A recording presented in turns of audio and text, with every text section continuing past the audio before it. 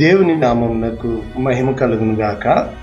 ప్రభువునందు ప్రియులరా, మన ప్రభువు రక్షకుడునైన క్రీస్తు యేసు పరిశుద్ధ నామంలో మీ అందరికీ శుభములు.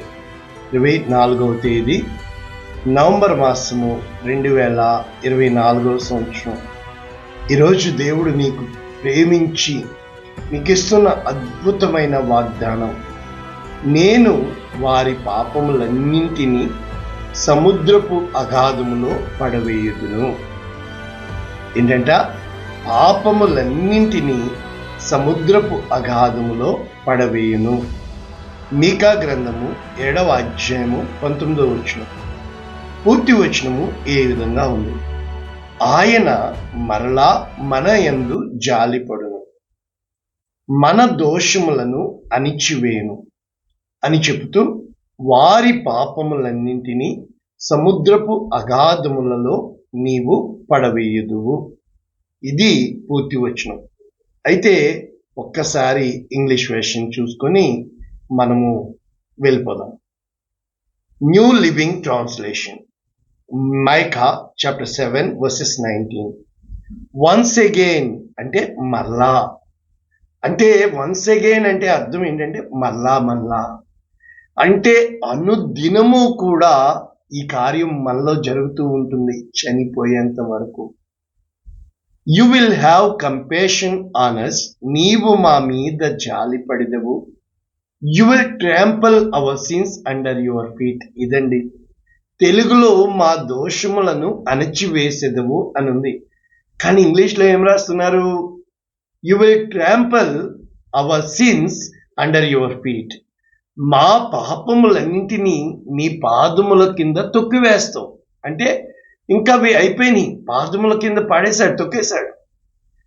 And throw them into the depths of the ocean.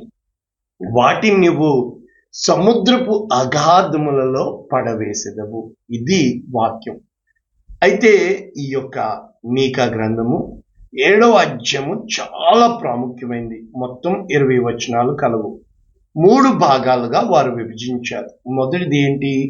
Israel's great misery, వారి యొక్క భయంకరమైన కష్టకాలము ఇశ్రాయేలీయులది. ఇప్పటి నుంచి 1వ వచనం నుంచి 6వ వచనం వరకు. అంటే భక్తుడు ఒక్కడు లేడు, ఎవరిని నమ్మాలో తెలియని పరిస్థితి. అయితే ఆ పరిస్థితుల్లో ఇజ్రాయెల్స్ కన్ఫెషన్ అండ్ కంఫర్ట్. కంఫెషన్ అంటారు, నీవే నాకు దేవుడవు, నేను చీకటిలో కూర్చున్నాను అయినా తిరిగి లేస్తాను అని చెప్పి మీకా 7:7 పదే చెప్తున్నాను కదా. అది నీ కీ రోల్ కావాలి, ఇది నీ గోల్ కావాలి. కనుక మీకా గ్రంథం 7 నుంచి 13 వరకు. ఇక గాడ్స్ కంపాషన్ ఆన్ ఇజ్రాయెల్ 14 నుంచి 20 వరకు. దేవుడు ఏ విధముగా వారిని ఆయన ఆదరించబోతున్నాడో అనేది వాక్యమను. కాబట్టి దేవుడు ఎప్పుడు సత్యమును కనికరమును ఆయన ప్రేమించే దేవుడుగా ఉన్నాడు. ఇంకా చెప్పాలంటే ఆయన దేని యందు సంతోషిస్తాడు? కనికరము చూపుట యందు సంతోషిస్తాడు. కనుక ఆయన నిరంతరము కోపగించడు. 18 ఏం చెప్తుందంటే, దోషమును పరిహరించి అతిక్రమముల విషయమై క్షమించే దేవుడు, ఈయన పేరు అన్నమాట. కనుక ఈరోజు నీ ప్రతి పాపమును దేవుడు నీతో చెప్పుతుంది ఏంటో తెలుసా? నూతన పరిచే ప్రేమ, అనుదినము నూతనత్వము, అనుదినము దేవుడు నిన్ను నూతన పరిచేవాడుగా ఉన్నాడు.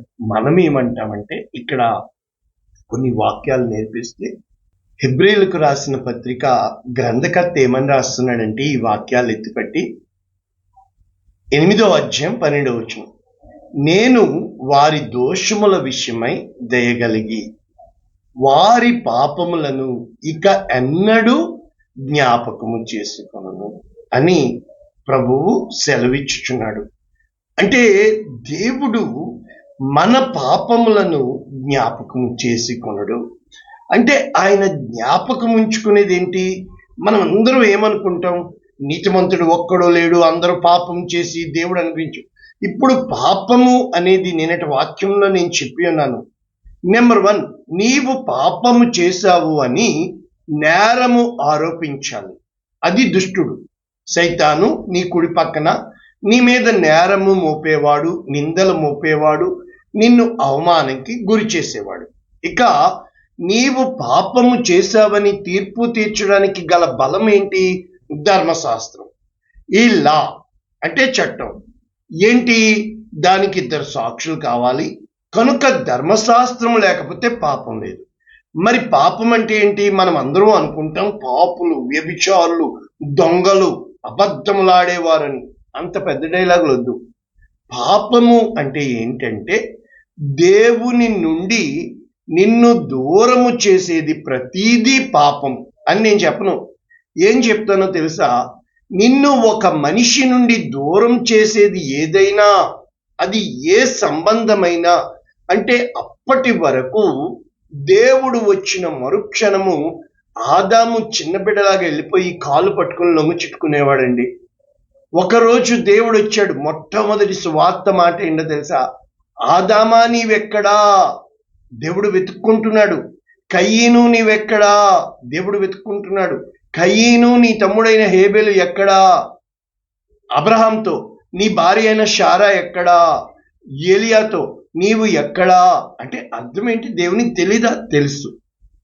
అంటే నిన్ను దూరము చేసేది అది మనుషుల నుంచి కావచ్చు, నీ నుంచి నీకు కావచ్చు, దేవుని నుంచి కావచ్చు.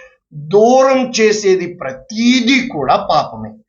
దగ్గర చేసేది సమాధానం. అంటే ఒక్క రకంగా చెప్పాలంటే ఒక్క మాటలో చిన్న బిడ్డల్ని చూపించి దేవుడు ఏమంటాడు? ఇలాంటి వారిది పరలోక రాజ్యం. కారణం ఏంటి? ఇప్పుడు చిన్న బిడ్డ తప్పు చేస్తాడు, మనం కొడతాం, కాసేపు ఏడుస్తాడు. కాసేపటికి చిన్న బిడ్డ వచ్చి ఏం చేస్తాడు? మనల్ని పాదాలు పట్టుకుని చుట్టేసి డాడీ అంటాడు.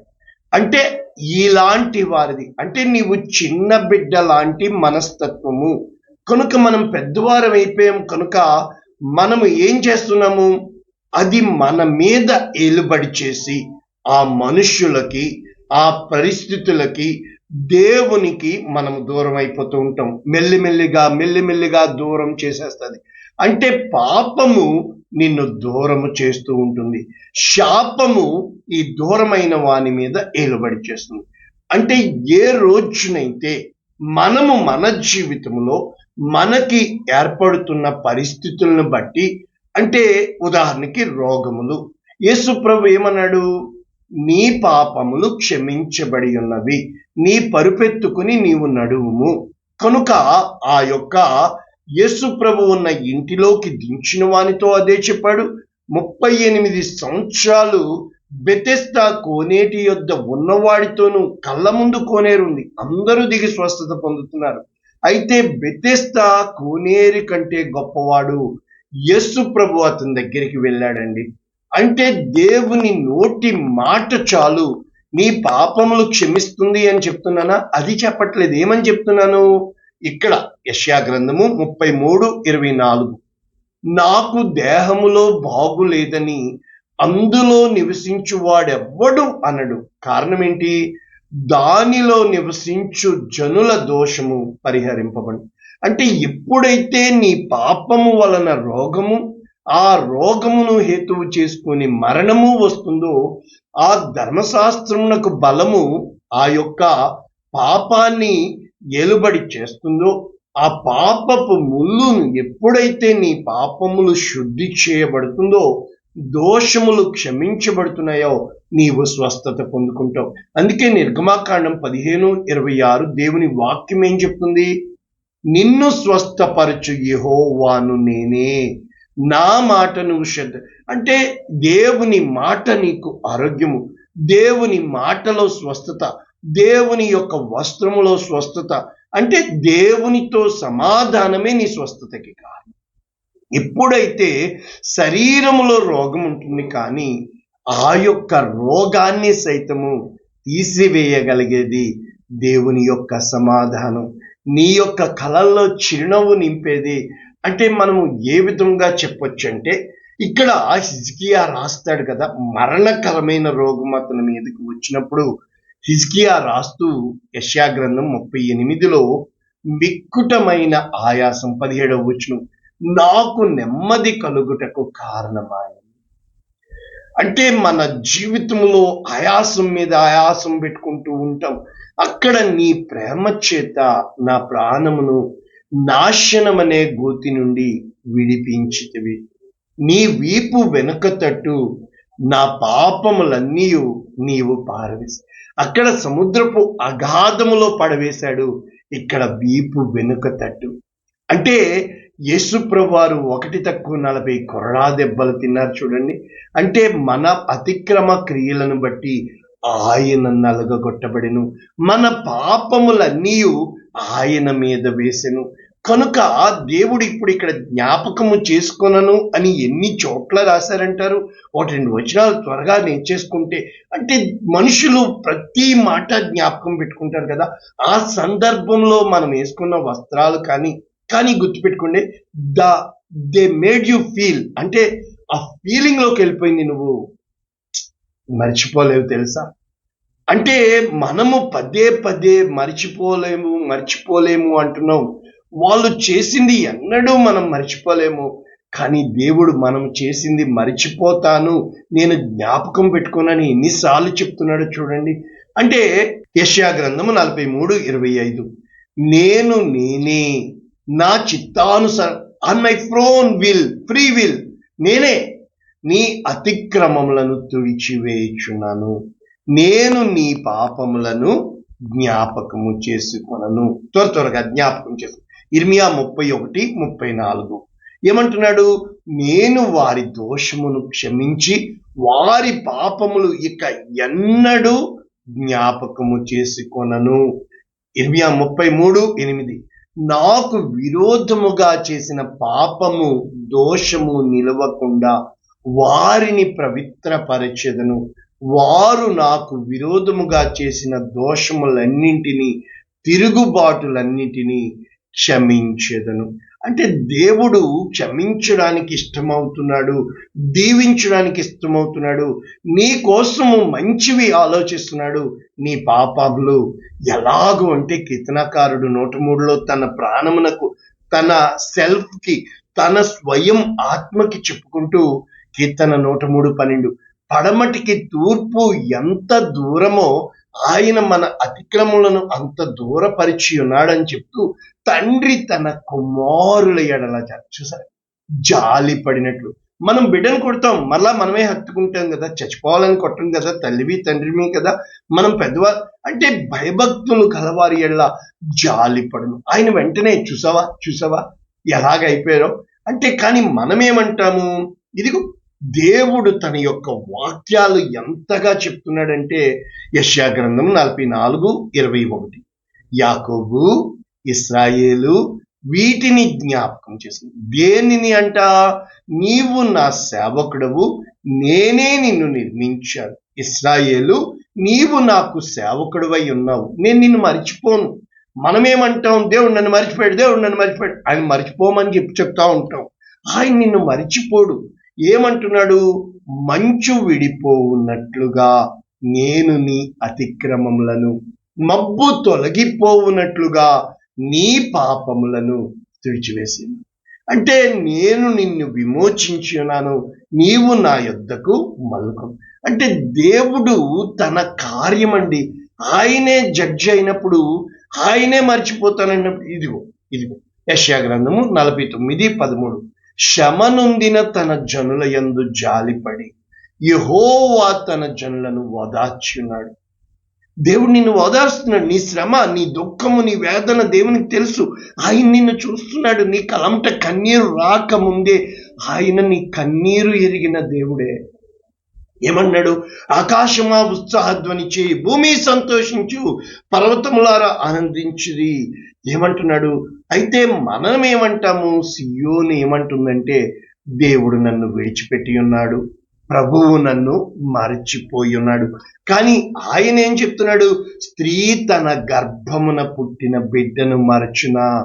వారైనా మరుస్తారు, కానీ నేను నిన్ను మరవలేను. ఈరోజు నీ స్థితి అది నీ పాపం వల్ల కావచ్చు. నువ్వు దూరం అయిపోయి దగ్గరకు రా, ఆయన్ని పట్టుకో, చెప్పే, ప్రభువా నీవు తప్ప నాకెవరున్నారు? నా అరచేతుల మీద నేను నిన్ను చెక్కి ఉన్నాను అని చెప్పుతూ ఎంత వైభవము. అసలు యేసుక్రీస్తు ప్రభుల వారిని ఎందుకు పంపించాడు? ఇదిగో అపోస్తుల కార్యములు 3వ అధ్యాయం 26వ వచనం. దేవుడు తన సేవకుని అనగా యేసు ప్రభువును పుట్టించి మీలో ప్రతి వానిని దుష్టత్వము నుండి మళ్లించటం వలన ఆశీర్వాదము రావాలంటే దేవునితో సమాధానం, నీ రోగం పోవాలంటే దేవునితో సమాధానం, నీ జీవితం మారాలంటే దేవునితో సమాధానం. దేవుడు కారణం ఏంటంటే కీర్తనాకారుడు ఏమంటాడు 51లో, దేవా నీ కృప చొప్పున నన్ను కరుణించు, నీ వాత్సల్య బాహుల్యము చొప్పున నా అతిక్రమములను తుడిచివేయము, నా దోషము పోవునట్లు నన్ను బాగుగా కడుగు, నా పాపము పోవునట్లు నన్ను పవిత్రపరచుము, నా అతిక్రమములు నాకు తెలిసేయున్నవి, నా పాపము ఎప్పుడు నేను కేవలము నీకే విరోధముగా. ఇలా ప్రార్థించండి, సమాధాన పడిపోండి. దేవా ఊరుకో ప్రభువా, నా పాపంలో నువ్వు మర్చిపోయావు ప్రభువా, ప్రభువా మళ్ళా పాపం చేయనివ్వకు ప్రభువా, పాపం కదా ప్రభువా నేను, ప్రభువా క్షమించే ప్రభువా, ప్రభువా నీ దగ్గర తప్ప ఇంకెవరి దగ్గర అరే నీ రోగాన్ని డాక్టర్ ఖర్చు పెట్టుకు, నీ యొక్క రోగానికి స్వస్థపరిచే దేవుడు ఆ రోగం పాపం వల్ల, అదేంటండి పాపం వల్ల అలా అనకండి. దయచేసి నీవు దేవునితో సమాధానం పడి చూడు, దేవుని దగ్గర మోకాలేసి చూడు, దేవునితో నీ బిడల్ని పెట్టేసి చూడు, దేవునిలో మనుషుల్ని చూడు, దేవునిలో నీ ఇష్టాలని చూడు, దేవునిలో నీ ప్రేమను వెతుక్కో, దేవునిలో నీ ప్రణాళికను వెతుక్కో, దేవునితో సంతోషము. అది ఇంకా నీకు ఎలాగైపోతుందంటే నాకంటే పిచ్చోడు అయిపోతావు. దేవుడు దేవుడు దేవుడు దేవుడు మనం పాపం. ఇప్పుడు కాఫీ తాగామండి, కాఫీ తాగడం పాపమా? కాదే. కానీ అదే కాఫీ తాగుతూ ఉంటే అది పాపం. మన పట్టు ఉబ్బిపోద్ది, మనం ఇలాగైపోతాం. కనుక నీవు దేన్ని ఎక్కువ చేసినా అది పాపమే. కనుక ఆ సమూయేలు ఏమంటాడు, నీకు ప్రార్థన చేయకపోవడం వల్ల పాపము చేసిన, ఆజ్ఞ అతిక్రమమే పాపం. మనకి సహాయము చేయుట తెలిసి ఉండి చేయకపోవడమే పాపం, తెలిసి ఉండి చెప్పకపోవడమే పాపం. ఇలాగ చూస్తే ఎన్ని ఉన్నాయి చెప్పండి? 613 ఆజ్ఞలు ఉన్నాయి. ఇందులో దేంట్లో నీతిమంతులు ఒక్కటి పోయినా అన్నీ పాపమే కదా. అంటే పాపం పెద్దది చిన్నది అని ఏముండదు కదా. రోగాలు పెద్ద ఇచ్చినాయి. ఇప్పుడు బీపీ షుగర్ వచ్చిందంటే మనల్ని పోవాలి కానీ ఆగవు కదా. అదే జలుబు వచ్చిందంటే 3 రోజులు ఉంటే అది రాకపోతే సైనసైటిస్ అంటారు, అది ఆయాసంలో దాది. అంటే ప్రతిదీ కూడా ఈ యొక్క కీర్తనాకారుడు చెప్పిన ప్రకారం ఇప్పుడు యేసు ప్రభుల వారిని ఏం చేసి ఉన్నాడు దేవుడు? యోహాను సువార్త 3వ అధ్యాయం 16వ వచనం. దేవుడు లోకమును ఎంతో ప్రేమించి తన ప్రియ కుమారుణ్ణి దేనికిచ్చాడో తెలుసా? యోహాను పత్రిక 1వ పత్రిక 1వ అధ్యాయం 7వ వచనం ఏమని రాయబడుతుంది? ఆయన కుమారుడైన యేసు రక్తము ప్రతి పాపముల నుండి మనలను పవిత్రులుగా, అంటే శుద్ధి చేస్తాడు యేసు రక్తము. కారణము ఏంటంటే దేవుడు తన స్వరక్తం ఇచ్చి నిన్ను నన్ను మనము వెలపెట్టి కొనబడిన వారము, ఆయన రక్తములో శుద్ధి చేయబడిన వారము. ఎప్పుడైతే ప్రభువునందు ప్రేమైన నిష్కలంకమైన నిర్దోషమైన గొర్రెపిల్ల, వధింపబడిన గొర్రెపిల్ల రక్తం, యేసు రక్తము అని నేను అక్కడ వాక్యం చెప్పాను చూడండి. నిన్ను శుద్ధి చేసే రక్తము. ఎందుకు అనగా అపరాధముల చేత పాపముల చేత పడి చచ్చి ఉన్న మనల్ని ఆయన తన రక్తము ఎందుకు? ఏలయనగా ప్రాణమునకు మూలము రక్తము. For the life of the flesh is in blood. కనుక ఆ యొక్క లైఫ్, ఆ యొక్క జీవము యేసు క్రీస్తులో నీకు నిత్య జీవం. ఈరోజున వాక్యం వింటున్న నీవు నన్ను మర్చిపోయాడు అని చెప్పొద్దు. ఆయన నీ పాపములను మర్చిపోయే దేవుడు. మనుష్యులు నీ పాపములను గుర్తుంచుకుంటారు.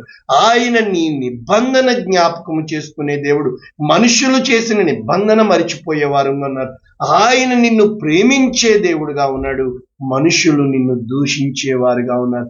కనుక దేవుని ప్రేమ, అందుకనే భక్తుడు కీర్తన ఆ యొక్క అపోస్తులుడైన పౌలు రోము 8:31 చెబుతూ ఎంత బాగా దేవుని యొక్క వాక్యము, దేవుడు మన పక్షమునుండగా మనకు విరోధి ఎవడు అని చెప్పుతూ ఎంత చక్కటి వాక్యాలు.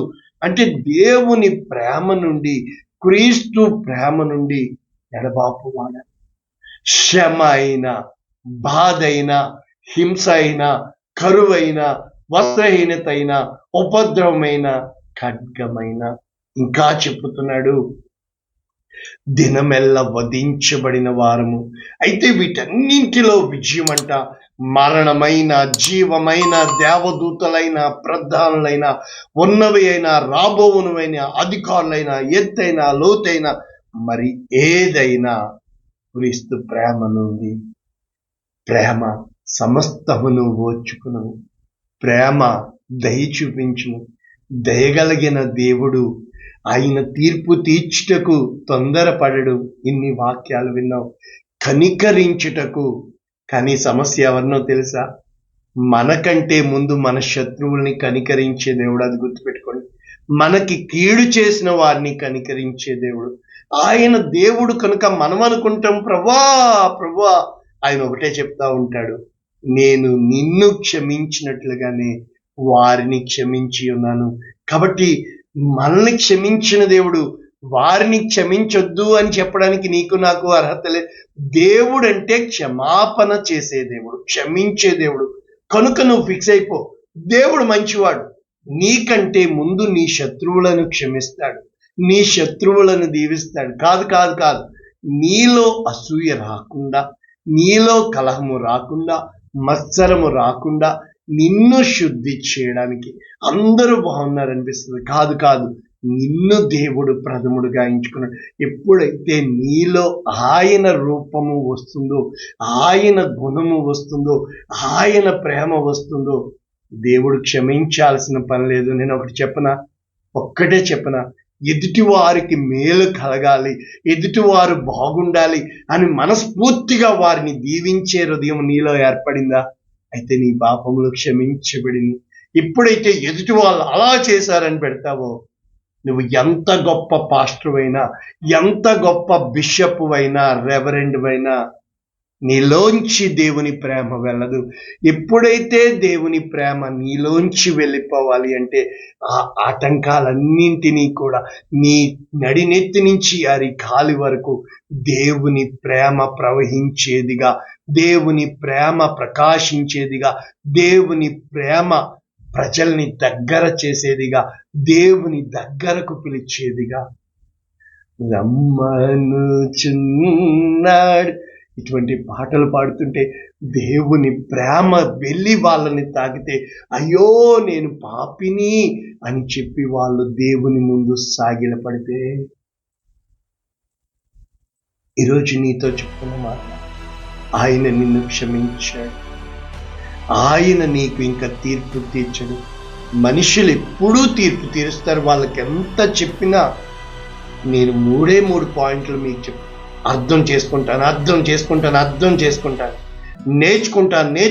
నేర్చుకుంటాను, ఓచుకుంటాను.